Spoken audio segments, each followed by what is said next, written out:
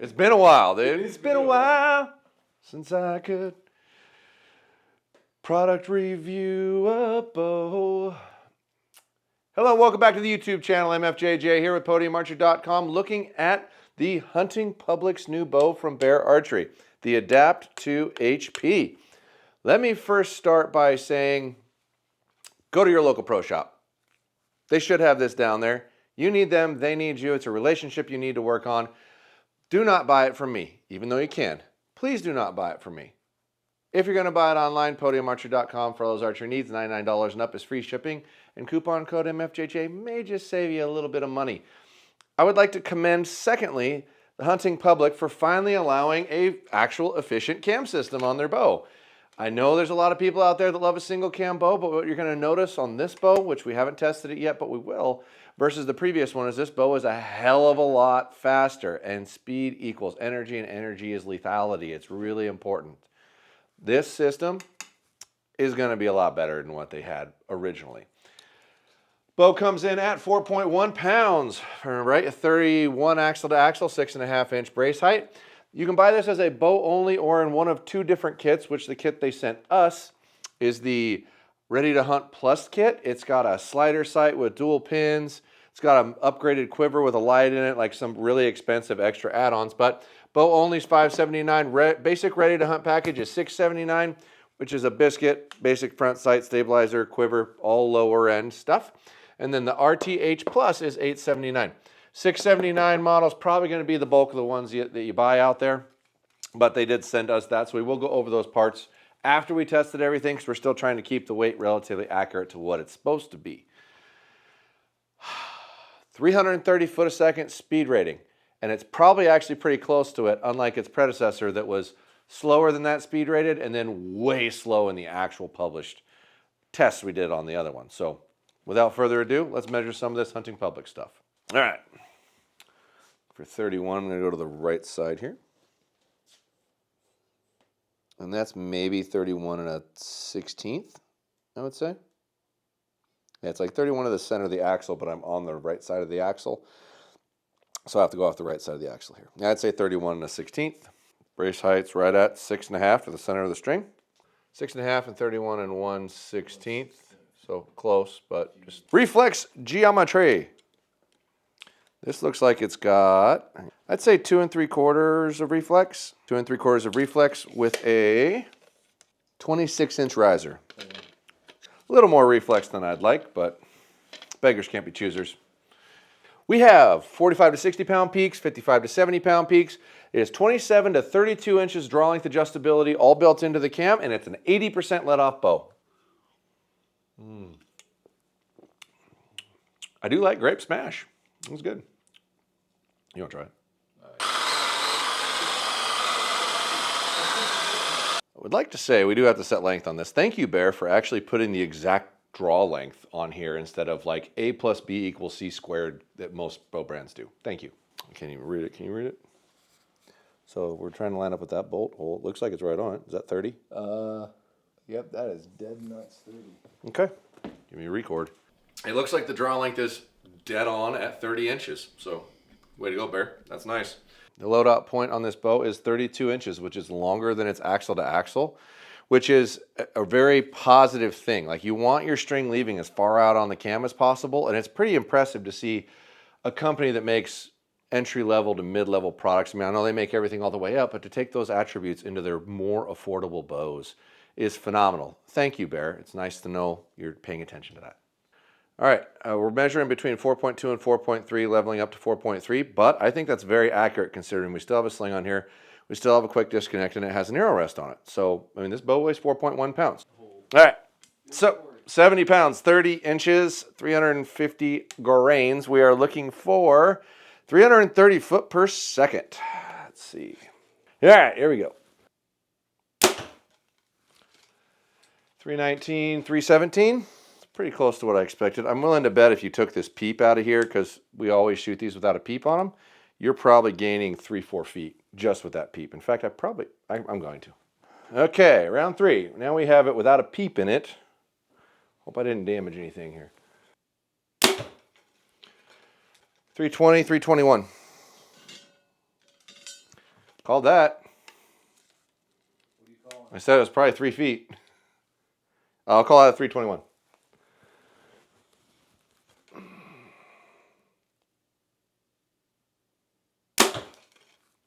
Weird.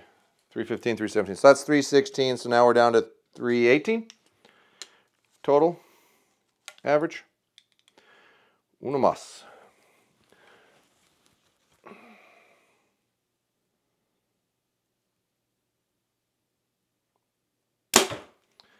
$316, $317. So we'll do a 318. Give you a 318 average. All right, now let's shoot some 450 grainers. 285, 283, so a 284 average there.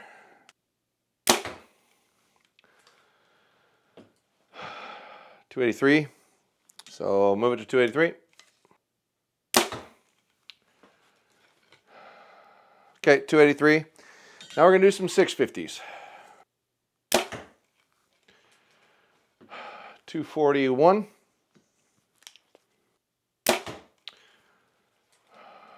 241.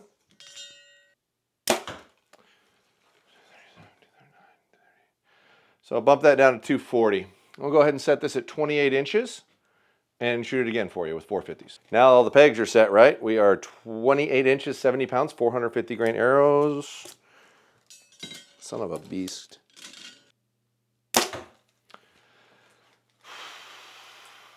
$267. I never really trust the Garmin on the first shot. If you're shooting a Garmin, shoot through it several times, just to make sure. 263. 264. So, what was the first one? Was it 263 as well? 267. Okay, so we probably ought to go with 264 for an average then. All right, now I'll get you some noise.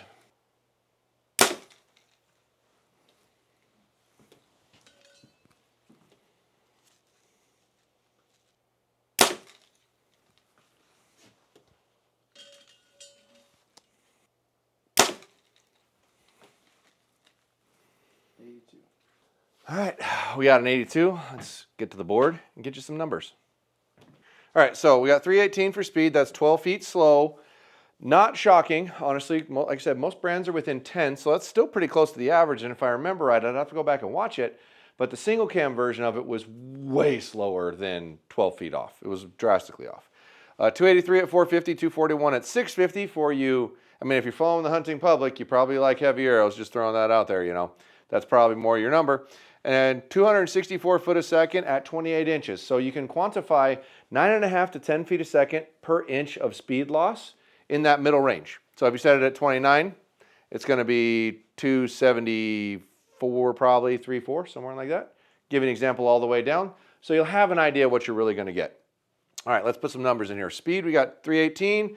Come over to our chart here. That's going to give you an 8 for speed. Tunability, let me see this thing real quick. Where'd I put it? I don't think, it's not something that Bear's really done much of. I mean, this does have a yoke up here that you can adjust, and there are spacers, but it's a very basic tuning system. This is going to get a low number because it's not something they're focusing on. Integration, they've got a whole bunch of good integrational features in here. They got front mount pick, rear mount IMS, two-piece quiver options in a triangle bracket, which there's a ton of different options for that. So the integration is actually pretty good. I'm going to give you, I'll give you a 6 for integration. There's more that can be done, but you're giving some good things on there.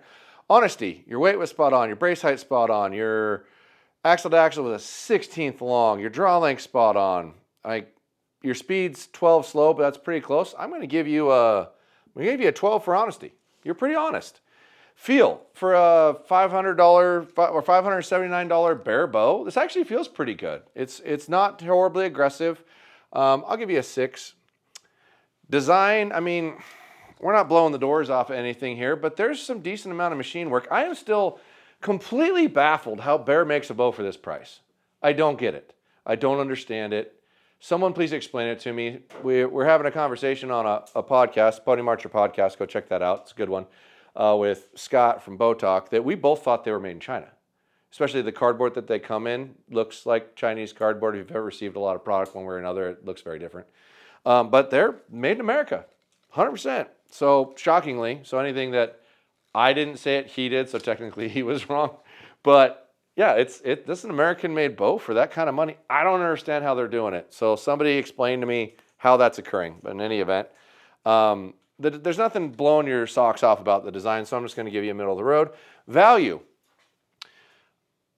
No one really makes a bow in this price range that's moderate performance for an adult male, along with several other bows in their line that are around this price point.